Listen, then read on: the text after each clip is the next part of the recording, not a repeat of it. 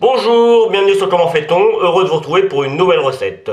Aujourd'hui, nous allons réaliser ensemble un ragoût d'agneau aux légumes. Vous allez voir, c'est très simple à faire et c'est délicieux. Pour ma part, je vais faire une cuisson longue, mais je vais vous expliquer ça tout de suite. Dans un premier temps, on va faire revenir notre viande dans un grand faitout, parce que comme vous pouvez le voir, j'ai quand même pas mal de viande. Donc on va faire revenir tout ça, on va allumer la casserole. Et on va faire chauffer l'huile. On attend que l'huile soit bien chaude et on met tout ça dans notre casserole.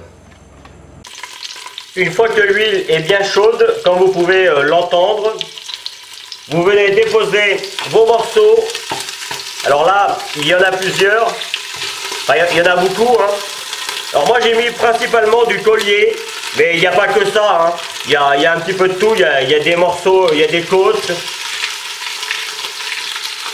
Et là le but, ça va être de colorer la viande. Alors si on n'arrive pas à faire ça du premier coup, on le fait en deux fois. Le tout est de laisser la viande prendre de la couleur de chaque côté. Là moi je vais le faire en deux fois, vous voyez. Donc j'ai mis environ 3-4 cuillères à soupe d'huile et j'en remettrai un petit peu pour faire la deuxième cuisson. Évidemment vous n'êtes pas obligé d'en mettre autant que moi. Moi je préfère en faire beaucoup, comme ça me permet de le congeler après.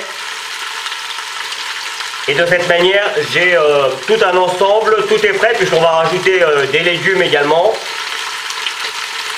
Donc là c'est parti. Ça va accrocher un petit peu mais c'est tout à fait normal.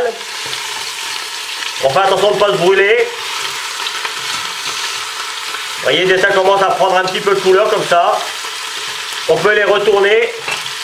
Je vous montre, dès que ça prend un petit peu de couleur, on peut les retourner, mais on peut les laisser un petit peu plus longtemps. C'est pas un problème. Il faut que ce soit bien saisi de chaque côté. Allez, à vous de jouer. Alors, je vais essayer de parler un petit peu fort parce que ça fait pas mal de bruit avec la viande qui crépite. J'ai préparé mon petit bouillon de légumes. J'ai pris un cube et j'ai rajouté 1 litre d'eau. C'est plus facile pour nous particuliers, on va pas préparer des jus de légumes comme ça tout le temps. Donc un petit cube bio et puis ça marche très bien. Donc ça je l'ai préparé. Et évidemment j'ai fait ma sauce tomate maison, je vais vous donner la recette. Là vous allez la trouver dans le coin ou alors à la fin de la vidéo. Ça vous pouvez le préparer à l'avance ou alors vous l'achetez directement dans le commerce, ça marchera aussi. J'ai préparé également ma maïzena et je vais garder un petit peu de mon jus après pour le diluer. Donc là, hop, la viande est maintenant toute cuite. Alors moi, comme j'en avais beaucoup et que ma casserole n'est pas très grande, je l'ai fait en 3 fois. Vous voyez, les morceaux sont bien dorés.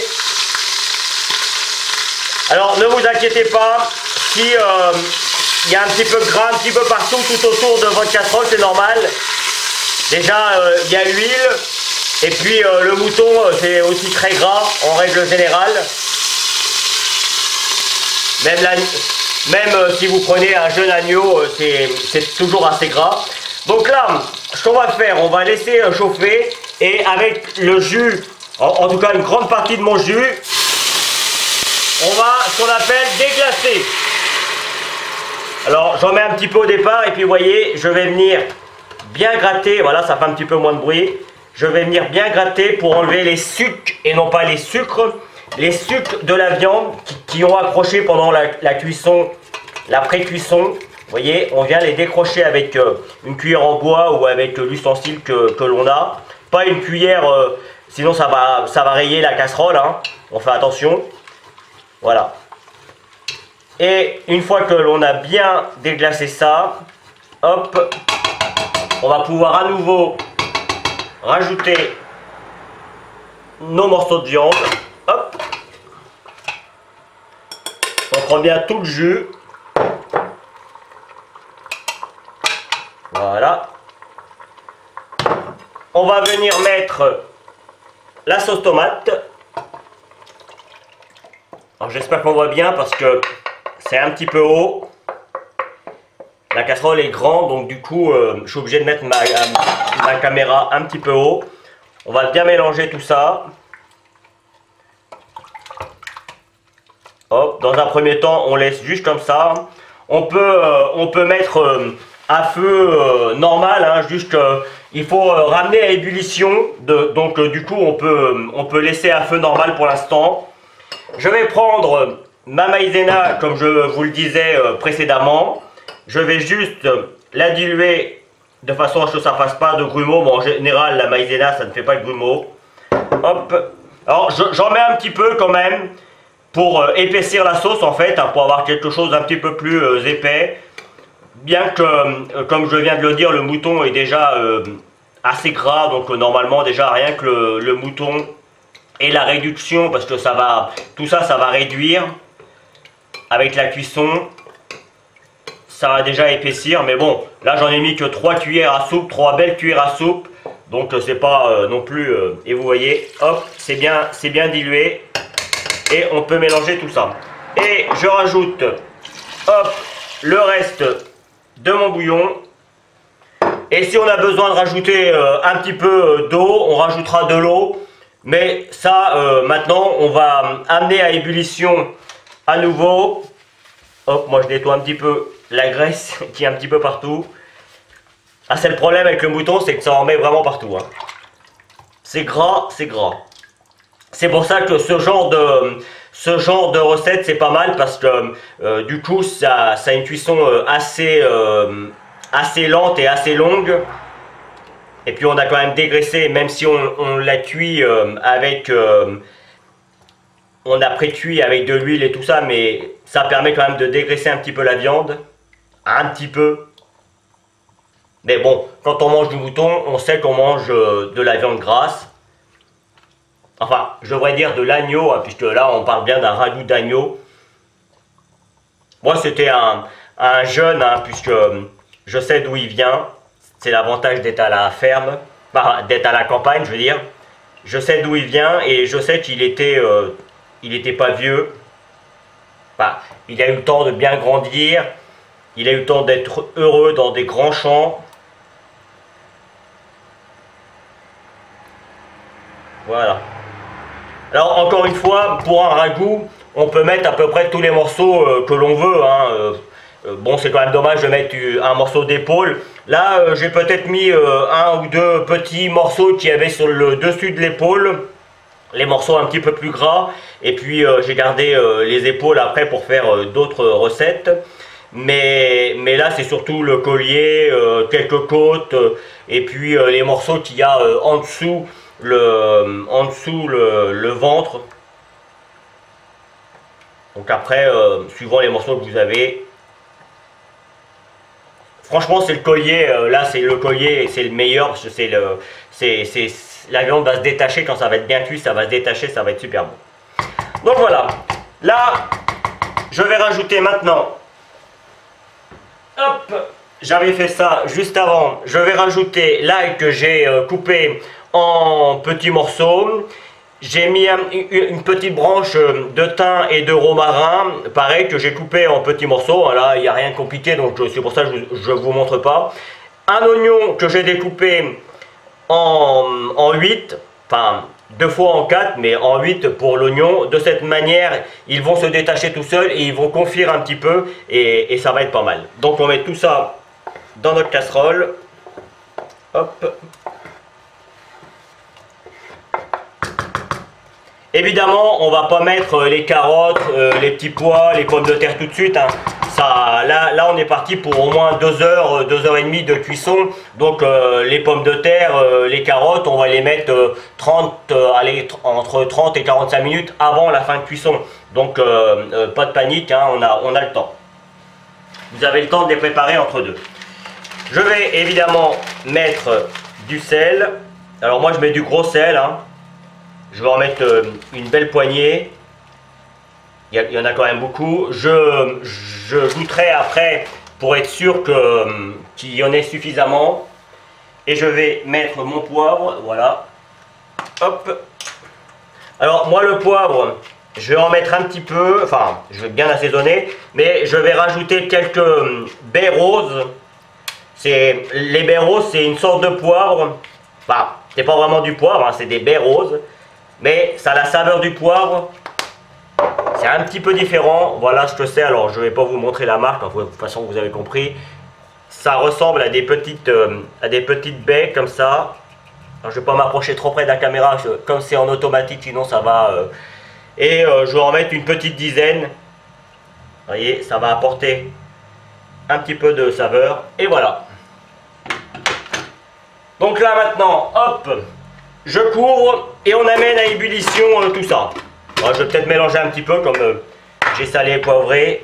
Et de cette manière, la sauce tomate va bien se mélanger avec le reste. Regardez comme ça va être beau. Ah, il n'y a pas besoin d'être un grand chef pour se faire plaisir, hein, je vous le garantis. Il suffit juste de prendre un petit peu son temps, d'avoir de bons produits, ça c'est important. De toute façon, on ne fait pas de la bonne cuisine sans bons produits. Je suis désolé pour le bruit, j'ai ouvert les fenêtres parce que ça fumait pas mal tout à l'heure quand j'ai pré-cuit ma viande. Je vais refermer tout ça pour éviter qu'il y ait trop de bruit. Et là, je vais juste fermer comme ça dans un premier temps. Et je vais amener à ébullition et je baisserai mon feu une fois que ce sera à ébullition. Comme vous pouvez le voir, la préparation arrive à ébullition. C'est à ce moment-là je vais remélanger un petit peu. Hop. Alors, évidemment, même à feu doux, vous pouvez mélanger un petit peu. Hein. Même là, même si, hop, on évite d'en mettre partout comme je viens de le faire. Même si il y a beaucoup de jus, ça a toujours tendance à accrocher un petit peu au fond. Hein, c'est classique. Donc tous les 15-20 minutes, vous venez donner un petit coup et ça permet de voir comment c'est. Là, comme je l'ai dit tout à l'heure, je vais baisser mon feu. Je vais le mettre à feu moyen. Donc moi sur ma plaque, ça correspond à peu près à 5. Et là, c'est parti pour une cuisson lente pendant au moins 2 heures et après je rajouterai les légumes. Je vous l'ai dit, hein, moi, un ragoût pour moi il faut au moins 3 heures de cuisson, c'est un minimum. Je préfère avoir une cuisson à feu doux et de cette manière ça va être bien tendre, ça va être super bon. Et je rajouterai au bout de 2 heures, je rajouterai les légumes. Et je laisserai encore une petite heure de cuisson et puis ça se terminera de cette manière. Donc là je couvre juste un petit peu comme ça, voilà. Et je laisse cuire à feu doux. Et comme je viens de vous le dire, tous les 20 minutes vous mélangez de façon à vérifier comment ça se comporte. Si jamais vous voyez que ça réduit un petit peu trop, soit vous baissez un petit peu le feu, c'est généralement mieux, enfin c'est ça qu'il faut faire. Soit si vraiment c'est trop réduit, vous n'avez pas fait attention, vous rajoutez un petit peu de jus. Il faut toujours qu'il y ait suffisamment de jus pour recouvrir toute la viande. Cela fait environ 2 heures que ma préparation, que ma viande cuit, que mon agneau cuit. Comme vous pouvez le voir, le jus a commencé à épaissir un petit peu. Vous voyez, hein, on a quelque chose de très onctueux. Alors ça va encore réduire puisque maintenant on va mettre les légumes, enfin une partie des légumes. Donc les carottes que j'ai, soit je les ai laissées en petites, c'est des carottes de mon jardin, donc je les ai laissées en petites. Puis vous allez voir, je vais vous en trouver. Elles sont au fond.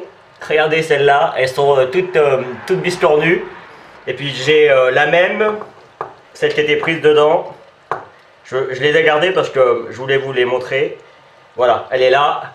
La deuxième, c'est-à-dire que les 2 carottes étaient prises l'une dans l'autre. Et je trouve que c'est joli, donc voilà. Un navet que je vais découper en petits morceaux. Voilà, pareil, hein, les carottes, si elles sont petites, je les laisse comme ça. Si elles sont un petit peu plus grosses, je les coupe en petits morceaux. De toute façon, ça va se casser encore avec la cuisson. Et puis les pommes de terre, je les laisse, j'ai pris des petites, moi c'est des pommes de terre de mon jardin, là encore, et j'ai pris les plus petites de façon à les garder entières. Donc hop, je mets tout ça.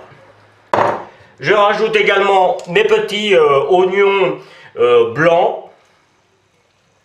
Hop, là ça va apporter du caractère à la préparation. Alors, moi j'en mets une certaine quantité, hein, que ce soit pour les carottes, les pommes de terre, les oignons. Le navet, moi je trouve que ça va bien avec l'agneau. Bon, c'est un choix personnel. Et je rajouterai également des petits pois, mais les petits pois, c'est des petits pois congelés que j'ai. Donc ils sont évidemment, c'est des petits pois qui ont été congelés dès leur récolte. Et il faut les cuire environ 8-10 minutes, donc ce sera vraiment en fin de cuisson. Donc là, c'est reparti pour 40 bonnes minutes de cuisson. Hein. Vous voyez, c'est à feu doux, ça cuit vraiment tout doucement. Ça réduit tranquillement. Et là, on est parfait. Hein. On va avoir quelque chose de vraiment superbe. C'est le moment d'ailleurs de goûter pour voir si c'est bien salé, bien poivré. S'il manque du sel ou du poivre, vous en rajoutez un petit peu. Et puis voilà, c'est reparti pour 40 minutes de cuisson. On arrive à la fin de cuisson. Il ne reste plus que les petits pois à rajouter. Alors comme vous pouvez le voir, moi c'est des petits pois congelés. Ils ne sont pas cuits. Hein. En fait, ils sont congelés dès qu'ils sont ramassés. Mais ça cuit très vite, 8 minutes, hein, 8-10 minutes, là c'est vraiment histoire de finir la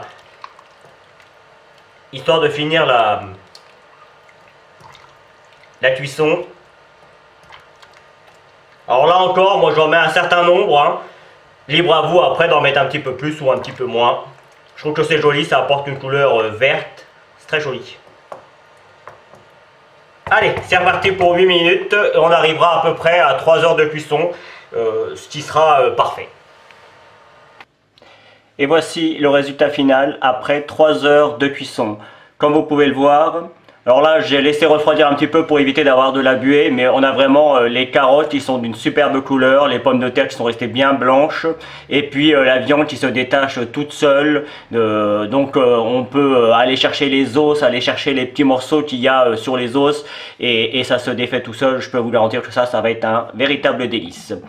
Voilà, j'espère que cette nouvelle recette, comme vous avez pu le voir, c'est peut-être un petit peu long à faire, mais enfin c'est juste de la surveillance, hein, sur le coup. Il n'y a pas beaucoup de travail, c'est peut-être très long, mais c'est vraiment très bon. Je vous conseille de le faire en grande quantité comme moi j'ai fait, et puis de le congeler. De cette manière, ça vous permet d'avoir certes du travail sur le coup, mais au moins vous en avez pour plusieurs fois. Enfin en tout cas si vous êtes tout seul ou si vous n'êtes pas nombreux. Sinon, là ce serait un repas, on va dire, pour 6-8 personnes, hein.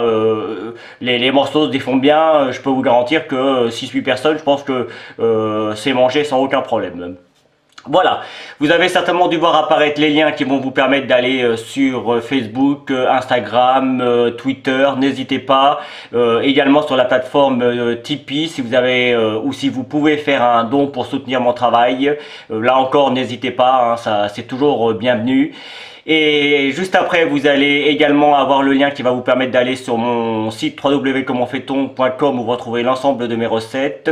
Évidemment, vous aurez également le lien qui va vous permettre de vous abonner à ma chaîne YouTube si vous ne l'avez pas encore fait. Rappelez-vous que Comment fait-on, c'est de la pâtisserie principalement et de la cuisine comme je viens de le faire là. Et puis de temps en temps, des petits tutos qui concernent un petit peu le quotidien.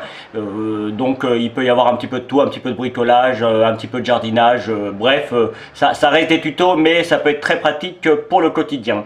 Voilà, je vous remercie, voilà, je bafouille un petit peu, je vous remercie pour votre fidélité. À très vite sur Comment fait-on, salut!